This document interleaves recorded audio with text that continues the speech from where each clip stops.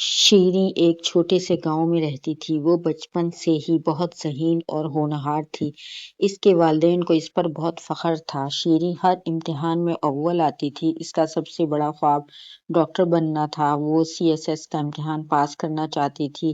اس کی آنکھوں میں ایک خواب تھا، لیکن تقدیر کو کچھ اور ہی منظور تھا۔ جب شیریں میٹرک میں پوری یونیورسٹی میں اول آئی تو اس کے والدین کو بہت سے رشتے آنے لگے۔ سب اس کی خوبصورتی اور ذہانت کے قائل تھے، مگر ایک دن ایک رشتہ آیا جس نے سب کو متاثر کر دیا۔ وہ رشتہ تھا اکبر نامی پروفیسر کا۔ اکبر کی عمر 45 سال تھی۔ وہ ایک بڑی یونیورسٹی میں PhD پروفیسر تھا۔ اس کی اپنی جائیداد اور گاڑی تھی۔ والدین کو لگا کہ یہ بہت اچھا رشتہ ہے۔ انہوں نے شیریں کی مرضی کے بغیر ہاں کر دی۔ شیریں روئی، مگر والدین نہ مانے۔ اس کی شادی اکبر سے کر دی گئی۔ شیریں اپنے خوابوں کو چھوڑ کر اکبر کے گھر آ گئی۔ پہلی رات سے ہی اسے محسوس ہوا کہ کچھ ٹھیک نہیں۔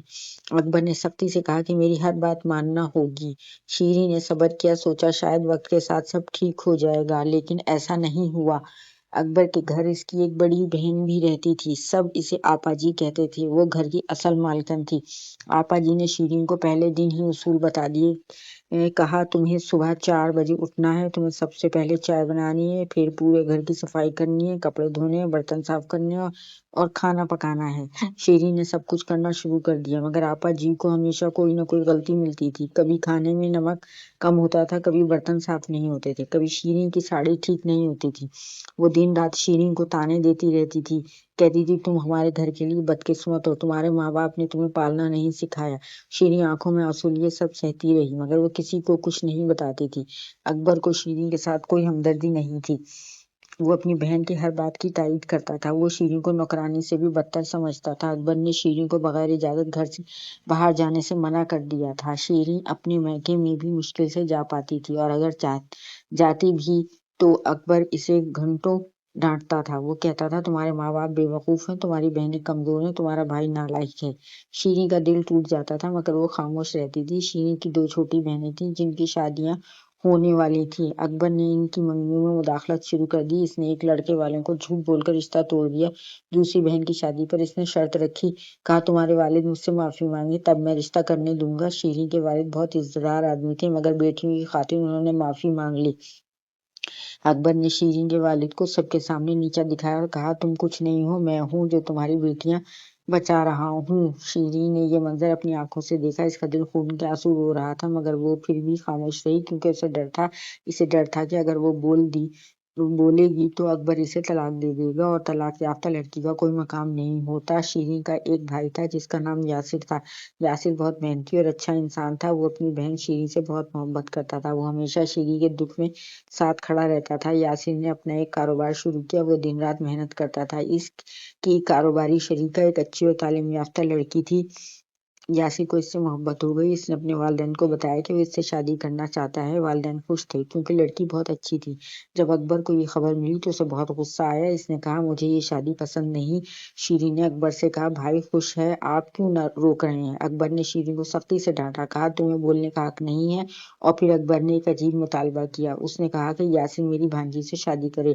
وہ بھانجی خود طلاق یافتہ تھی اور وہ بڑی مشکل مزاج تھی، کسی کو اس سے شادی نہیں کرنی تھی۔ اکبر نے دباؤ ڈالا کہ یاسر کو میری بھانجی سے شادی کرنی ہوگی، ورنہ میں شیریں کو طلاق دے دوں گا۔ یاسر نے معذرت کر لی کہ وہ یہ شادی نہیں کر سکتا، کلاس فیلو کو پسند کرتا تھا۔ اکبر کو غصہ آ گیا۔ وہ شیریں کے گھر گیا اور اس کے والدین کو گالیاں دیں۔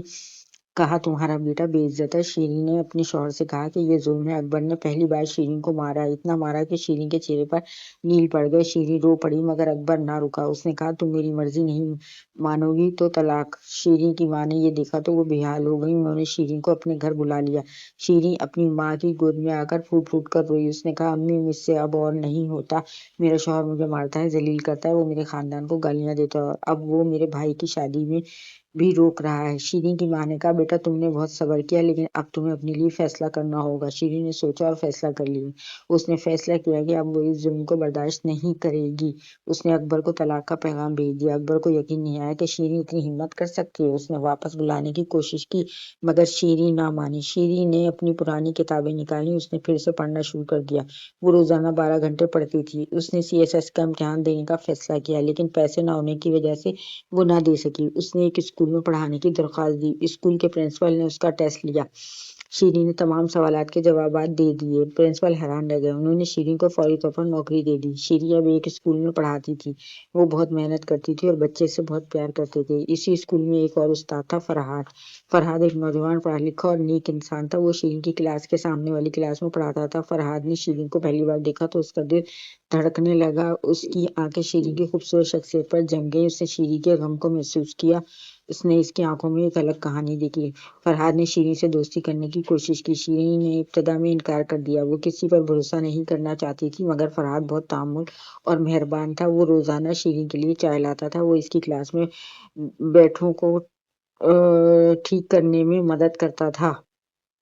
وہ اسے کہانیاں سناتا تھا۔ ایک دن فرحاد نے شیریں کو ایک گلاب کا پھول دیا۔ شیریں نے پہلی بار مسکراہٹ دی۔ فرحاد کا دل خوشی سے باغ باغ ہو گیا۔ رفتہ رفتہ شیریں کو اس پر بھروسہ ہونے لگا۔ ایک شام جب بارش ہو رہی تھی، فرحاد نے شیریں کا ہاتھ پکڑا۔ اس نے کہا، شیریں تم بہت خوبصورت ہو۔ شیریں نے آنکھیں چکا لی اور شرمائی۔ فرحاد نے اس کے ماتھے کو بوسہ دیا۔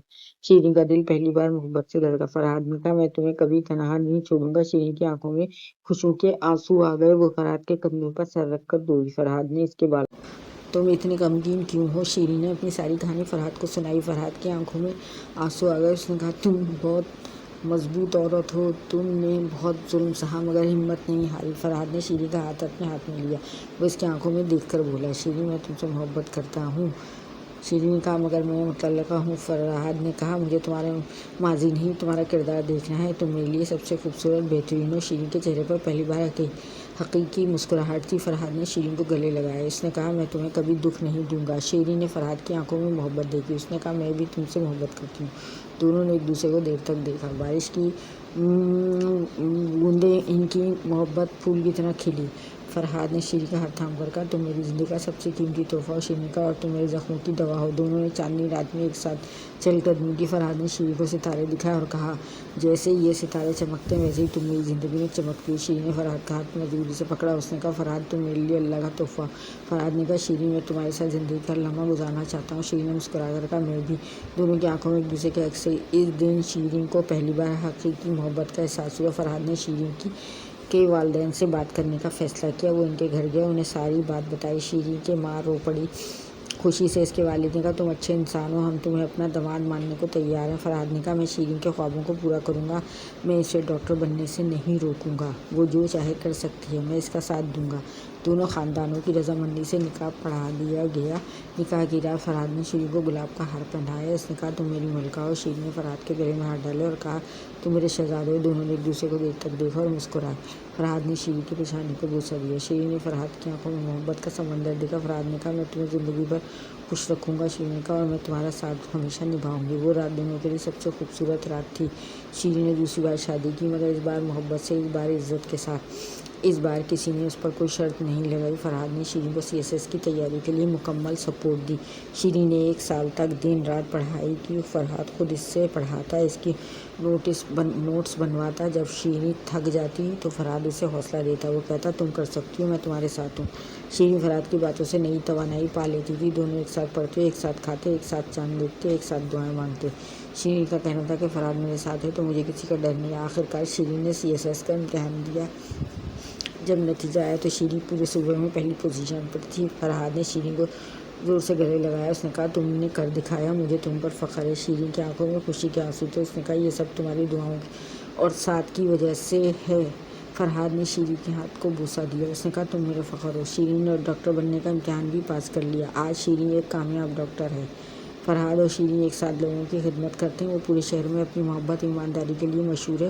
فرحاد ایک معروف تعلیمی ماہر بن چکے ہیں۔ دونوں نے مل کر ایک ایسا گھر بسایا ہے جہاں محبت ہے، عزت ہے اور آزادی ہے، جہاں کوئی کسی کی نوکرانی نہیں سمجھتا، جہاں خوابوں کو جینے کا حق ہے، جہاں فیصلے کی مشاورت ہوتی ہے۔ ہر صبح فرحاد شیریں کے لیے چائے بناتا ہے۔ شیریں فرحاد کو گلے لگاتی ہے اور کہتی ہے، تم میرے ہو۔ فرحاد کہتا ہے، اور میں تمہارا ہوں۔ ہمیشہ وہ ایک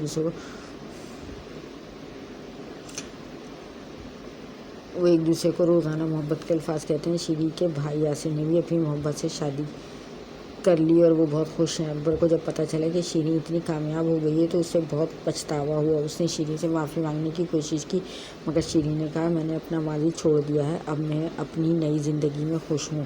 شیریں نے ظالم کو معاف تو کر دیا مگر بھولی نہیں۔ اس نے اپنی کہانی سب کو سنائی تاکہ کوئی اور اس کے جیسا ظلم نہ سہے۔ شیریں آج ہر عورت کے لیے مثال ہے۔